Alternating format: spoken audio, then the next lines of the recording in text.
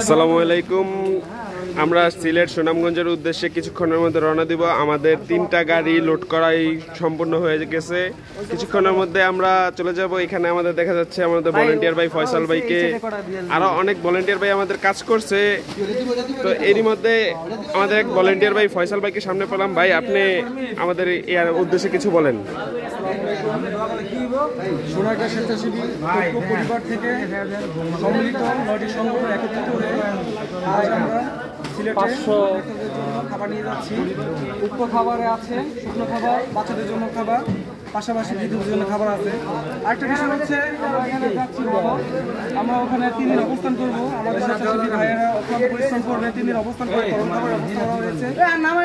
3 দিন 500 ব্যক্তিদের খাবার দায়িত্ব নিয়েছি। আপনারা দোয়া করবেন যাতে আমরা সঠিকভাবে খাবারগুলো দিতে পারি। আর এর পাশাপাশি আরো খুশি খবর হচ্ছে আমাদের এই আত্মমানবতার সেবায় অনেকে এগিয়ে আসছে। কিছুক্ষণ আগে আমরা একটা খবর পেলাম যে ওইখানে কাপড় দেওয়ার জন্য এক ভাই সে 503 পিস আমাদের উপহার দিচ্ছে, সেটা বানবাসী মহিলাদের এবং মা বোনদের দেওয়ার জন্য। আপনারা সেটা জন্য দোয়া করবেন যাতে এরকম ব্যক্তিরা আগে আসে।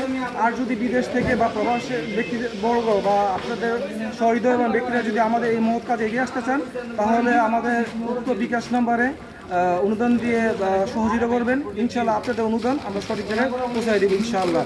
আর অবশ্যই আমরা যাতে সঠিকভাবে খাবার দিয়ে এবং অনুদান দিয়ে যাতে ফিরে আসতে পারি তার জন্য দোয়া করবেন। ধন্যবাদ। আসসালামু আলাইকুম। ধন্যবাদ ফয়সাল ভাইকে। তাছাড়া আমাদের এখানে আরো অনেক ভলান্টিয়ার ভাইরা এখন কাজে ব্যস্ত, অনেকেই কথা বলতে পারছে না, কিন্তু আমাদের এখানে 3টা গাড়ি সম্পূর্ণই লোড হয়ে গেছে। সবাই আমাদের জন্য দোয়া করবেন।